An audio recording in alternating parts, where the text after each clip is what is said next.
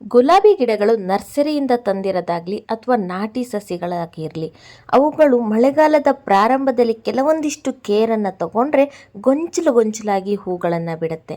ನೀವು ಪಾಟಲ್ಲಿ ಬೆಳೆಸಿದ್ರೂ ಸಹ ಒಂದೇ ಒಂದು ಕೊಂಬೆಯಲ್ಲಿ ಈ ಥರ ಇಷ್ಟೊಂದು ಹೂಗಳನ್ನು ಪಡಿಬಹುದು.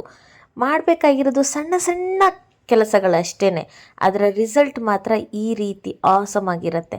ಅದೇ ರೀತಿಯಾಗಿ ಇವತ್ತಿನ ಈ ವಿಡಿಯೋದಲ್ಲಿ ಗುಲಾಬಿ ಗಿಡಗಳಿಗೆ ಮಳೆಗಾಲದ ಪ್ರಾರಂಭದಲ್ಲಿ ಯಾವೆಲ್ಲ ಕೇರನ್ನು ಮಾಡಬೇಕು, ಮುಖ್ಯವಾಗಿ ಮಳೆಗಾಲದಲ್ಲಿ ಬರುವಂತಹ ಕೀಟ ಬಾಧೆ, ಡೈಬ್ಯಾಕ್ ಡಿಸೀಸ್, ಇವುಗಳಿಗೆ ಪರಿಹಾರ ಏನು, ಯಾವ ರೀತಿ ಆ್ಯಕ್ಷನ್ ತಗೋಬೇಕು, ಹೇಗೆ ಕೇರ್ ಮಾಡಬೇಕು, ಹೇಗೆ ಕೇರ್ ಮಾಡಿದ್ರೆ ಈ ಮಳೆಗಾಲದಲ್ಲಿ ನಮ್ಮ ಗುಲಾಬಿ ಗಿಡವನ್ನು ಉಳಿಸ್ಕೊಳ್ಳೋದ್ರ ಜೊತೆಗೆ ಹೆಚ್ಚು ಮೊಗ್ಗುಗಳು ಹೂಗಳನ್ನು ಪಡಿಬಹುದು ಅನ್ನೋದ್ರ ಬಗ್ಗೆ ಇವತ್ತಿನ ಈ ವಿಡಿಯೋದಲ್ಲಿ ತಿಳ್ಕೊಳ್ಳೋಣ.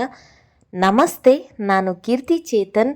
ನೀವು ನೋಡ್ತಾ ಇದ್ದೀರಾ ಗಿಡಗಳ ಬಗ್ಗೆನೇ ಒಂದು ಲೈಬ್ರರಿ ಇರುವಂತಹ ಒಂದೊಳ್ಳೆ ಬ್ಯೂಟಿಫುಲ್ ಗಾರ್ಡನ್ ಚಾನೆಲ್ ಕೀರ್ತಿ ಚೇತನ್ ಇನ್ ಕನ್ನಡ.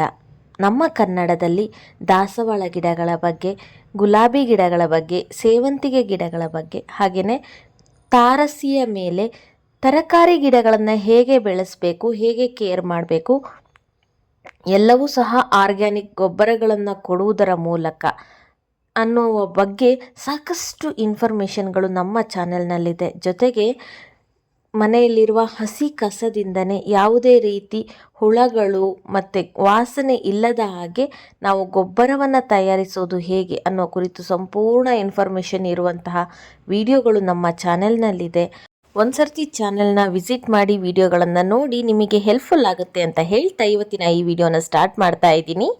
ಮೊದಲನೇದಾಗಿ, ಗುಲಾಬಿ ಗಿಡದಲ್ಲಿ ಹೆಚ್ಚು ಮೊಗ್ಗುಗಳು ಬರಬೇಕು ಅಂತ ಅಂದರೆ ಹೊಸ ಚಿಗುರುಗಳು ಬರಬೇಕು. ಹೊಸ ಚಿಗುರುಗಳು ಬರೋದಕ್ಕೆ ಪ್ರಚೋದನೆ ಕೊಡಬೇಕು ಅಂತಂದರೆ ಗಿಡವನ್ನು ಆಗಾಗ ಕತ್ತರಿಸಬೇಕು. ಸೊ ನೀವು ಹಾರ್ಡ್ ಪ್ರೂನಿಂಗ್ ಆದರೂ ಮಾಡ್ಬೋದು, ಸಾಫ್ಟ್ ಪ್ರೂನಿಂಗ್ ಆದರೂ ಮಾಡಬಹುದು. ಗಿಡದ ದಪ್ಪ ದಪ್ಪ ಕೊಂಬೆಗಳನ್ನು ಕಟ್ ಮಾಡೋದು ಹಾರ್ಡ್ ಪ್ರೂನಿಂಗ್, ಈ ರೀತಿ ತುದಿಯನ್ನು ಕಟ್ ಮಾಡೋದು ಸಾಫ್ಟ್ ಪ್ರೂನಿಂಗ್. ಈ ಭಾಗದಲ್ಲಿ ಕಟ್ ಮಾಡಿದ್ರೆ ಅದು ಹಾರ್ಡ್ ಪ್ರೂನಿಂಗ್. ಮಳೆಗಾಲದಲ್ಲಿ ನೀವು ಹಾರ್ಡ್ ಪ್ರೂನಿಂಗನ್ನು ಸಹ ಮಾಡಬಹುದು. ಈ ಟೈಮಲ್ಲಿ ಸ್ಟಾರ್ಟಿಂಗಲ್ಲೇ ಹಾರ್ಡ್ ಪ್ರೂನಿಂಗ್ ಮಾಡಿದ್ರೆ ಪಾಟಲ್ಲೇ ಗಿಡವನ್ನು ತುಂಬ ಹೈಟ್ ಹೋಗದ ಹಾಗೆ ಬುಷಿಯಾಗಿ ಇಟ್ಕೊಳ್ಬಹುದು. ಈ ರೀತಿ ಸಾಫ್ಟ್ ಪ್ರೂನಿಂಗ್ ಮಾಡಿದ್ರೆ ಅಲ್ಲಲ್ಲಿ ಮತ್ತೆ ಹೊಸ ಚಿಗುರುಗಳು ಬಂದು ಮೊಗ್ಗುಗಳು ಕಾಣಿಸ್ಕೊಳ್ಳುತ್ತೆ. ಸೊ ಮೊದಲನೇ ಪಾಯಿಂಟು ಪ್ರೂನಿಂಗನ್ನು ರೆಗ್ಯುಲರ್ ಆಗಿ ಮಾಡಬಹುದು. ಸಾಫ್ಟ್ ಪ್ರೂನಿಂಗನ್ನು, ಹಾರ್ಡ್ ಪ್ರೂನಿಂಗನ್ನು ಈ ಮಳೆಗಾಲದ ಪ್ರಾರಂಭದಲ್ಲಿ ಮಾಡಿದ್ರೆ ನಿಮ್ಮ ಗಿಡವನ್ನು ಮತ್ತೆ ಹೊಸ ಚಿಗುರು ಬರೋ ಹಾಗೆ ಪ್ರಚೋದನೆ ಮಾಡಬಹುದು. ನಾನು ಹೇಳೋ ಎಲ್ಲ ಕೆಲಸಗಳನ್ನು ನೀವು ಒಂದೇ ದಿನ ಮಾಡಬೇಕು ಅಂತಿಲ್ಲ, ಅಥವಾ ಒಂದೇ ದಿನ ಮಾಡಿದ್ರೂ ತಪ್ಪೇನಿಲ್ಲ. ಓಕೆ. ಸೆಕೆಂಡ್ ಅತಿ ಮುಖ್ಯವಾಗಿರುವ ಅಂಶ, ಕಳೆಗಳು ಏನಿರುತ್ತಲ್ಲ ಬುಡದಲ್ಲಿ ಅದನ್ನು ರಿಮೂವ್ ಮಾಡಿಬಿಡಿ. ಯಾಕಂದರೆ ನೀರು ಜಾಸ್ತಿ ಬೀಳೋದ್ರಿಂದ ಯಾವಾಗಲೂ ಇರೋ ಸೀಡ್ಸ್ ಎಲ್ಲ ಇವಾಗ ಜರ್ಮಿನೇಟ್ ಆಗಿರುತ್ತೆ, ಹುಲ್ಲು ಕಳೆ ಗಿಡಗಳೆಲ್ಲ ಬೆಳ್ಕೊಂಡಿರುತ್ತೆ, ಅದನ್ನು ತೆಗೀರಿ. ಮಣ್ಣನ್ನು ಈ ರೀತಿ ಮರಿದೇ ಲೂಸ್ ಮಾಡಿ, ಯಾಕಂದರೆ ನೀರು ನಿಲ್ಲುವಂತಹ ಸಾಧ್ಯತೆ ತುಂಬಾ ಜಾಸ್ತಿ ಇರುತ್ತೆ. ಮಣ್ಣು ಯಾವಾಗ ಈ ರೀತಿ ಗಟ್ಟಿಯಾಗಿ ಬಿಗಿದ್ಕೊಂಡಿರುತ್ತೆ ಆವಾಗ ನೀರು ಹಿಂಗೆ ಹೋಗೋದಿಲ್ಲ. ಆ ಸಂದರ್ಭಗಳಲ್ಲಿ ಪಾಟಲ್ಲಿ ನೀರು ನಿಲ್ಲುವಂತಹ ಸಾಧ್ಯತೆ ತುಂಬ ಜಾಸ್ತಿ ಇರುತ್ತೆ. ಹಾಗಾಗಿ ನೀವು ಯಾವ ಕೆಲಸ ಮಾಡಿಲ್ಲ ಅಂದ್ರೂ ನಿಮ್ಮ ಗಿಡವನ್ನು ಉಳಿಸ್ಕೊಳ್ಬೇಕು ಅಂತಂದರೆ ಮೊದಲು ಈ ರೀತಿ ಮಣ್ಣನ್ನು ಲೂಸ್ ಮಾಡಿ. ಆಗ ಗಿಡದ ಬುಡಕ್ಕೆ ಬಿಸಿಲು ತುಂಬ ಚೆನ್ನಾಗಿ ಬೀಳುತ್ತೆ, ಜೊತೆಗೆ ಗಾಳಿ ಚೆನ್ನಾಗಿ ಆಡೋದ್ರಿಂದ ಬೇರುಗಳು ಚೆನ್ನಾಗಿ ಬೆಳವಣಿಗೆ ಆಗತ್ತೆ. ಬುಡ ಸ್ಟ್ರಾಂಗ್ ಆಗಿದ್ದರೆ ಗಿಡನೂ ಸ್ಟ್ರಾಂಗ್ ಆಗಿರುತ್ತೆ. ಸಾಧ್ಯವಾದಷ್ಟು ಮಣ್ಣು ಉದುರುದ್ರಾಗಿರಲಿ. ನೀರನ್ನು ಏನೂ ಹಾಕೋದಿಕ್ಕೆ ಹೋಗಬೇಡಿ. 2-3 ದಿನ ಮಳೆ ಬಂದಿಲ್ಲ ಅಂತಂದ್ರೂ ಒಂದು ಸರ್ತಿ ಪಾಟನ್ನು ಚೆಕ್ ಮಾಡಿ ನೋಡಿ. ಮೇಲಿರುವ ಮಣ್ಣು ಫುಲ್ ಡ್ರೈ ಅಂತ ಅನಿಸಿದ್ರೆ ಮಾತ್ರ ನೀರನ್ನು ಹಾಕಿ. ಇಲ್ಲ ಅಂತಂದರೆ ಅಯ್ಯೋ ನಿನ್ನೆ ಮಳೆ ಬಂದಿಲ್ಲ ಇವತ್ತು ನೀರು ಹಾಕಬೇಕು ಅಂತ ಹಾಕೋದಿಕ್ಕೆ ಹೋಗಬೇಡಿ. ಯಾಕಂದರೆ ಸಫಿಷಿಯೆಂಟ್ ಅಮೌಂಟ್ ಆಫ್ ವಾಟರ್ನ ಆಲ್ರೆಡಿ ಮಣ್ಣು ಹಿಡಿದಿಟ್ಕೊಂಡಿರುತ್ತೆ.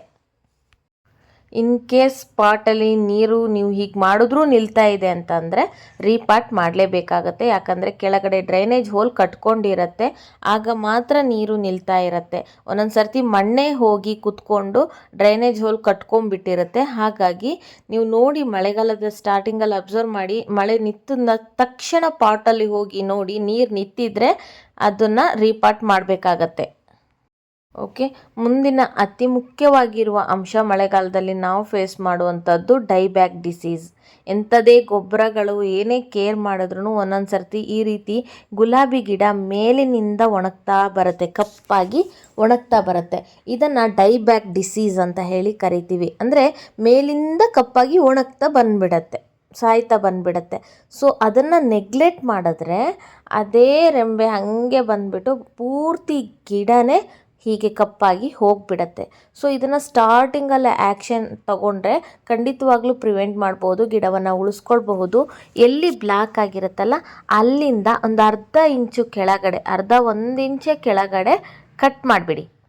ಹೀಗೆ ಕಟ್ ಮಾಡೋದ್ರಿಂದ ನಾವು ಆ ಡಿಸೀಸ್, ಆ ಒಂದು ಇನ್ಫೆಕ್ಷನ್ ಹರಡದೇ ಇರೋ ಹಾಗೆ ನೋಡ್ಕೊಳ್ಬಹುದು. ನೀವು ಏನೇ ಬ್ಯುಸಿ ಇದ್ರೂ ಸಹ ಸಂಜೆ ಹೊತ್ತಾಗಲಿ ಯಾವಾಗಾದರೂ ಟೈಮ್ ಇದ್ದಾಗ ನಿಮ್ಮ ಗಿಡವನ್ನು ಈ ರೀತಿ ಒಂಚೂರು ಅಬ್ಸರ್ವ್ ಮಾಡೋದ್ರಿಂದ ಆ ಗಿಡವನ್ನು ಉಳಿಸ್ಕೊಳ್ಬಹುದು. ಸೊ ಹೀಗೆ ಕಟ್ ಮಾಡಬೇಕು.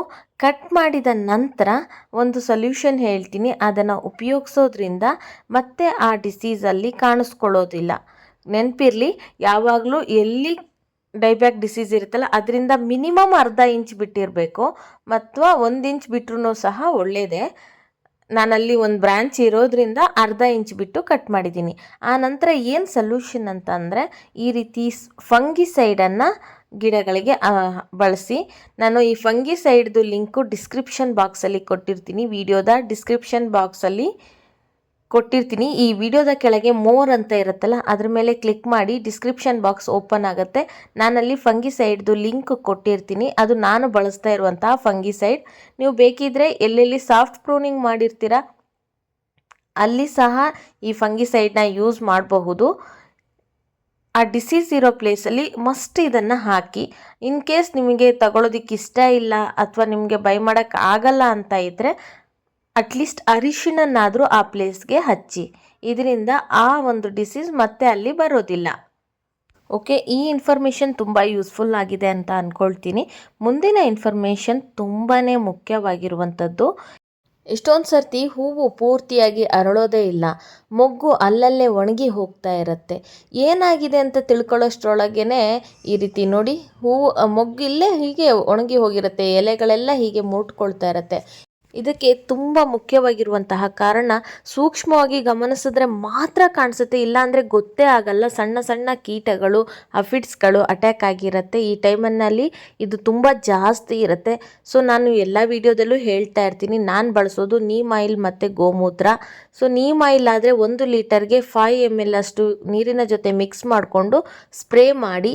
ಕೀಟಗಳು ಬರೋ ತನಕ, ಗಿಡಕ್ಕೆ ಸ್ಪ್ರೆಡ್ ಆಗಲಿ ತನಕ ಕಾಯ್ತಾ ಇರಬೇಡಿ. ಎಲ್ಲಾದರೂ ಒಂಚೂರು ನಿಮಗೆ ಡಿಫ್ರೆನ್ಸ್ ಅಂತ ಅನಿಸಿದ್ರೆ ತಕ್ಷಣ ಸ್ಪ್ರೇ ಮಾಡಿಬಿಡಿ.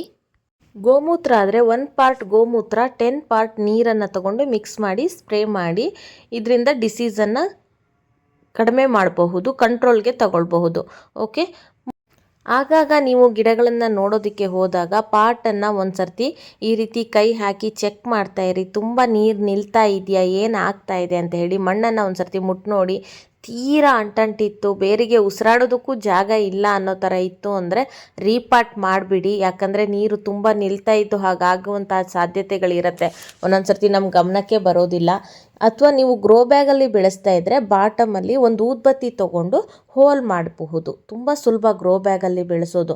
ನಾನು ಮುಂಚೆ ಎಲ್ಲ ಪಾಟ್ ತೊಗೊಳ್ತಾ ಇದ್ದೆ ಗುಲಾಬಿ ಗಿಡಕ್ಕೆ. ಯಾವಾಗ ದಾಸವಾಳ ಗಿಡಗಳನ್ನು ತೊಗೊಂಡೆ ಆವಾಗ ಇದು ಅರ್ಥ ಆಯಿತು. ಸೊ ಹಾಗಾಗಿ ಈಗೆಲ್ಲ ಗ್ರೋ ಬ್ಯಾಗನ್ನೇ ಬಳಸ್ತೀನಿ ನಾನು. ದಾಸವಾಳ ಗಿಡಗಳು ಅಷ್ಟನ್ನು ಸಹ ಗ್ರೋ ಬ್ಯಾಗಲ್ಲೇ ಹಾಕಿರೋದು. ತುಂಬ ಚೆನ್ನಾಗಿ ಗ್ರೋತ್ ಇದೆ, ಮೊಗ್ಗುಗಳು ಸಹ ತುಂಬ ಚೆನ್ನಾಗಿ ಬರುತ್ತೆ. ಏನಾದರೂ ಬ್ಲಾಕ್ ಆಗಿದೆ ಕೆಳಗಡೆ ಡ್ರೈನೇಜ್ ಹೋಲ್ ಅಂತ ಗೊತ್ತಾದರೆ ಊದ್ಬತ್ತಿ ತೊಗೊಂಡು ಹಾಗೆ ಹೋಲ್ ಮಾಡಿಬಿಡ್ತೀನಿ. ನೋಡಿ, ನಮ್ಮ ದಾಸವಾಳ ಗಿಡದಲ್ಲಿ ಎಷ್ಟೊಂದು ಮೊಗ್ಗುಗಳಾಗ್ತಾ ಇದೆ, ಎಷ್ಟು ದೊಡ್ಡ ದೊಡ್ಡ ಗಾತ್ರದ ಹೂಗಳು ಬಿಡ್ತಾ ಇದೆ ಅಂತೇಳಿ. ಇವುಗಳಿಗೆ ಹೇಗೆ ಕೇರ್ ಮಾಡ್ತಾ ಇದ್ದೀನಿ ಅನ್ನೋದ್ರ ಬಗ್ಗೆ ನಾನು ಪ್ರತಿ ಸಲ ಕೇರ್ ಮಾಡುವಾಗ್ಲೂ ಸಹ ವಿಡಿಯೋ ಮಾಡ್ತೀನಿ.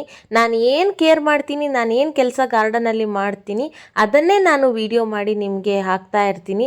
ಸೊ ವಿಡಿಯೋನ ನೋಡಿ ನೀವು ಸಹ ಗಿಡಗಳನ್ನು ಬೆಳೆಸಿ. ನಿಮ್ಮ ಗಿಡದಲ್ಲೂ ಸಹ ಸಾಕಷ್ಟು ಮಗುಗಳು ಹೂವುಗಳು ಆಗಲಿ ಅನ್ನೋದಷ್ಟೇ ನನ್ನ ಇಂಟ್ರೆಸ್ಟು.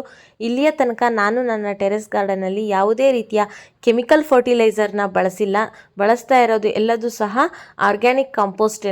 ಏನೇನು ಬಳಸ್ತೀನಿ ಎಲ್ಲ ಇನ್ಫಾರ್ಮೇಷನ್ನ ಸಹ ನಿಮ್ಮ ಜೊತೆ ನಾನು ಶೇರ್ ಮಾಡ್ಕೊಂಡಿದ್ದೀನಿ. ಯಾರಿಗಾದರೂ ಹೊಸಬ್ರು ಇನ್ಫಾರ್ಮೇಷನ್ ಬೇಕಿದ್ದರೆ ಒಂದು ಸರ್ತಿ ಚಾನೆಲ್ನ ನೀವು ನಮ್ಮ DP ಇದೆಯಲ್ಲ ಅದ್ರ ಮೇಲೆ ಕ್ಲಿಕ್ ಮಾಡಿ. ಅಲ್ಲಿ ನಿಮಗೆ ತುಂಬಾ ಇನ್ಫಾರ್ಮೇಷನ್ ಇರುವಂತಹ ವಿಡಿಯೋಗಳ ಲಿಸ್ಟೇ ಬರುತ್ತೆ. ಯಾವ ವಿಡಿಯೋ ಅಥವಾ ಯಾವುದು ನಿಮ್ಮ ಗಾರ್ಡನ್ನಲ್ಲಿ ಸಮಸ್ಯೆಗಳಿದೆ ಅಥವಾ ನಿಮ್ಮ ಗಾರ್ಡನ್ಗೆ ಸಂಬಂಧಪಟ್ಟಂತಹ ವಿಷಯಗಳಿಗೆ ತಕ್ಕಂತಹ ವಿಡಿಯೋಗಳನ್ನು ನೀವು ಸೆಲೆಕ್ಟ್ ಮಾಡಿ ನೋಡ್ಕೊಳ್ಬಹುದು. ನೆಕ್ಸ್ಟ್ ವಿಡಿಯೋದಲ್ಲಿ ಗುಲಾಬಿ ಗಿಡವನ್ನು ಕಟ್ಟಿಂಗಿಂದ ಹೇಗೆ ಗ್ರೋ ಮಾಡಬೇಕು ಅನ್ನುವ ಒಂದು ಸಕ್ಸಸ್ಫುಲ್ ವಿಧಾನವನ್ನು ನಿಮಗೆ ತಿಳಿಸ್ಕೊಡ್ತೀನಿ. ಯಾವುದೇ ಒಂದು ಗಿಡವನ್ನು ಕಟ್ಟಿಂಗ್ಸಿಂದ ಹೇಗೆ ಗ್ರೋ ಮಾಡಬೇಕು ಅಂತ. ಯಾಕಂದರೆ ಈ ಮಳೆಗಾಲದಲ್ಲಿ ಮುಖ್ಯವಾಗಿ ನಾವೇನು ಮಾಡ್ತೀವಿ, ಸ್ನೇಹಿತರ ಜೊತೆಗೆ ಅಥವಾ ಫ್ಯಾಮಿಲಿಗೆಲ್ಲ ಹೋದಾಗ ಅವರ ಮನೆಯಿಂದ ಕಟ್ಟಿಂಗ್ಸನ್ನು ತೊಗೊಂಬರ್ತೀವಿ. ಯಾಕಂದರೆ ಮಳೆಗಾಲದಲ್ಲಿ ಬೆಳೆಸೋದು ಸುಲಭ ಅಂತ ಹೇಳಿ. ಒಂದೊಂದು ಸರ್ತಿ ಏನಾಗುತ್ತೆ, ತಂದಿರೋ ಕಟ್ಟಿಂಗ್ಸ್ಗಳು ಫೇಲ್ ಆಗುತ್ತೆ, ಮತ್ತೆ ಹೋಗಿ ತರೋದಕ್ಕಾಗೋದಿಲ್ಲ. ಹಾಗಾಗಿ ಫೇಲ್ ಆಗದೇ ಇರೋ ಹಾಗೆ ಸಕ್ಸಸ್ಫುಲ್ ವಿಧಾನದಲ್ಲಿ ಯಾವ ರೀತಿ ಕಟ್ಟಿಂಗ್ಸನ್ನು ಬೆಳೆಸಬಹುದು ಅನ್ನೋದನ್ನು ಮುಂದಿನ ವಿಡಿಯೋದಲ್ಲಿ ನಿಮಗೆ ತಿಳಿಸ್ಕೊಡ್ತೀನಿ. ಓಕೆ, ಇವತ್ತಿನ ಈ ಇನ್ಫಾರ್ಮೇಷನ್ ನಿಮಗೆ ಯೂಸ್ಫುಲ್ ಆಗಿದೆ ಅಂತ ಭಾವಿಸ್ತೀನಿ. ಮುಂದೆ ಮತ್ತೊಂದು ಒಳ್ಳೆಯ ಇನ್ಫಾರ್ಮೇಷನ್ ಜೊತೆ ಮತ್ತೆ ಸಿಗ್ತೀನಿ. ಅಲ್ಲಿಯವರೆಗೂ ಟೇಕ್ ಕೇರ್, ಬಾಯ್, ಹ್ಯಾಪಿ ಗಾರ್ಡನಿಂಗ್. ಈ ಮಳೆಗಾಲದಲ್ಲಿ ನಿಮ್ಮ ಗಿಡಗಳು ಚೆನ್ನಾಗಿ ಚಿಗುರಿ ಹೆಚ್ಚು ಹೆಚ್ಚು ಹೂಗಳು ಬಿಡಲಿ ಅಂತ ಆಶಿಸ್ತಾ ಇಲ್ಲಿಗೆ ಈ ವಿಡಿಯೋನ ಎಂಡ್ ಮಾಡ್ತಾ ಇದ್ದೀನಿ. ಬಾಯ್.